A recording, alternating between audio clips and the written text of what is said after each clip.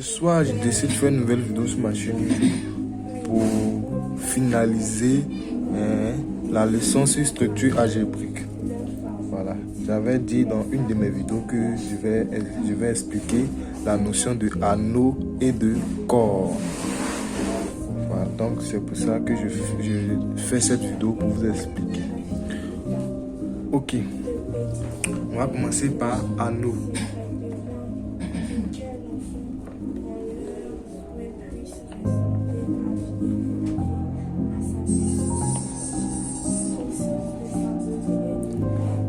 Ok, pourquoi on a le thème anneau? Ok, les mathématiciens, ils ont vraiment étudié les ensembles. Ils ont vu que certains ensembles ne peuvent pas accepter deux opérations. Par exemple, l'ensemble n muni de la loi plus ne peut pas accepter l'addition. Quand je dis ne peut pas accepter, c'est-à-dire quoi? Quand tu as fait 2 moins 3, ça fait moins 1. Or, moins 1 n'appartient pas à grand N.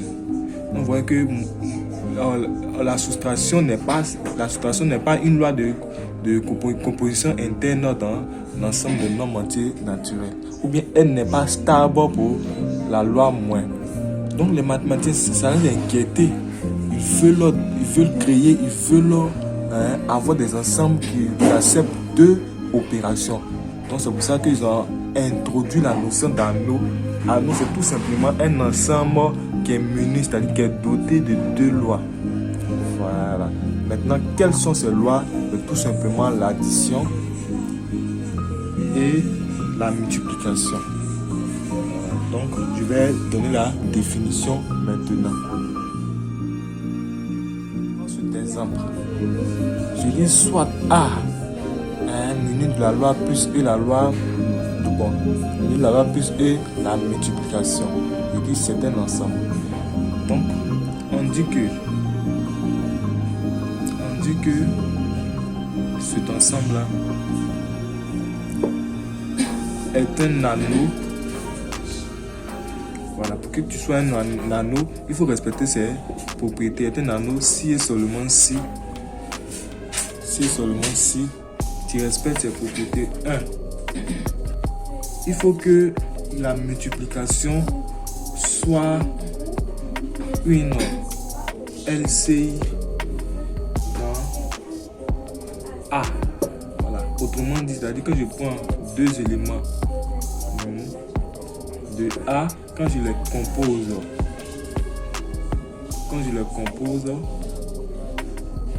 il faut que ça appartienne forcément à A. Quand je prends 2 éléments de A, quand je les compose, il faut que ça appartienne forcément à A. 2. Voilà, j'ai expliqué la notion de groupe dans une de mes vidéos, mais je n'ai pas expliqué la notion de abélien. C'est quoi un groupe abélien? Un groupe abélien, c'est tout simplement un groupe commutatif. Voilà. Un groupe qui est commutatif, on dit les abéliens. Voilà. 3e condition, il faut que multiplier soit distributive et associative sur plus. 4e condition, il faut que multiplier admet un élément neutre. Donc pour que tu sois un anneau, il faut vérifier les 4 conditions. La première condition, multiplier soit une LCI dans A. 2e condition, il faut que A muni de ces 2 lois soit un groupe abélien. 3e condition, il faut que multiplier soit distributif et associative sur plus. Voilà. Quand on dit distributif, ça veut dire quoi? Autrement dit, ça veut dire que je prends 3 éléments de A. Quand je fais X étoile, Y étoile Z, il faut que ça donne Y étoile X étoile Z. Voilà. Et ça on appelle multiplier soit associatif ou distributif aussi plus. Ok. Voilà, j'ai expliqué dans une de mes vidéos c'est quoi un élément neutre. Voilà, mais je vais reprendre encore. Un élément neutre est tout simplement un élément qu'on calcule avec un autre un autre X qui redonne sur cet élément X. Je prends un exemple.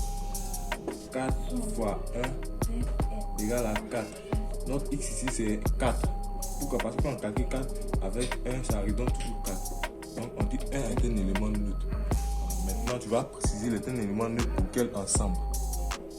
Ok, je prends un exemple de anneaux. Voilà. Z plus multiplié et C, l'ensemble des nombres complexes plus multiplié sont des anneaux. Pourquoi ce sont des anneaux? Pourquoi ce sont des anneaux? Parce qu'ils respectent les 4 conditions. Mais je vais prendre ça là pour vérifier avec. D'abord, première condition. Multiplier est une LCI dans Z. Pourquoi? Parce que si je fais 2 fois 3, bon, il fait moins 2 fois 3, ça me fait tout simplement moins 6. Or, moins 6 appartient à grand Z. Deuxième condition. On dit que cet ensemble soit un groupe, cet ensemble, c'est-à-dire quoi, A plus multiplié, soit un groupe abélien. Or, cet ensemble est forcément un groupe abélien. Si vous regardez la vidéo, ce groupe, vous allez comprendre que cet ensemble est un groupe abélien. Voilà, c'est un groupe abélien. Troisième condition, multiplier est distributif et associatif sur plus. Pourquoi? Parce que 2 plus 3 plus 5 est égal à 3 plus 2 plus 5. Vous voyez, non? Voilà. Quatrième condition, multiplier admet un élément neutre qui est tout simplement 1. Pourquoi? Parce que si je prends 2 fois 1, ça me fait 2. Donc 1 est un élément neutre pour Z. Ouais, c'est même pas du tout compliqué, c'est très facile. Ok, nous allons passer à la notion de sous-anneau. Ok, voilà. Nous allons voir maintenant la notion de sous-anneau. Définition, j'ai pris ces deux ensembles. J'ai dit que un B est un sous-anneau de A plus multiplié si et seulement si B lui-même est un groupe abélien. Deuxième condition, B possède un élément neutre. Troisième condition, B est stable pour la loi multipliée. Vous voyez, non? Ce n'est pas du tout compliqué. Pour être un sous-anneau d'un ensemble, il faut tout simplement respecter ces 3 conditions. Maintenant, quelque chose qui est un sous-anneau d'un autre ensemble, c'est que forcément il est inclus dans cet ensemble. Ouais, un peu non. Je prends un exemple. Il dit quoi? Cet ensemble est un sous-anneau de Q. Pourquoi? Parce que de 1, cet ensemble est inclus dans ça. Et puis de 2, cet ensemble vérifie les 3 conditions qui sont énumérées ici. Vous voyez, non? Voilà. Ce n'est pas du tout compliqué. Okay. Maintenant, la question qu'on se pose, pourquoi introduire la notion de corps alors qu'anneau est déjà suffisant? Voilà. J'ai expliqué pourquoi j'ai introduit la notion d'anneau. Voilà. Donc c'est cette même raison-là qui a poussé aussi les scientifiques, les mathématiciens à vraiment comprendre le corps en profondeur. Et c'est ça qui les a poussé à introduire la notion de corps. La notion de corps, c'est tout simplement, un corps, c'est tout simplement un ensemble dont tous les éléments sauf 0 admettent un symétrique. C'est tout simplement ça. Voilà. J'ai essayé de comprendre. Ils veulent un ensemble dont tous les éléments admettent un symétrique, c'est-à-dire sauf 0. Tous les éléments admettent symétrique sauf 0. Voilà. Voilà. On dit que cet ensemble K, on note généralement K, est un corps si et seulement si ça vérifie les 2 conditions. La première condition, K soit un anneau unitaire. Waouh. Deuxième condition, tout élément X, c'est-à-dire sauf 0, est symétrisable donc K multiplié. Voilà. Quand on dit un anneau unitaire, c'est tout simplement, quand unitaire, c'est tout simplement, il admet un élément neutre. Ouais, non. Qu'est-ce que signifie? Est-ce que signifie unitaire? Voilà. Exemple.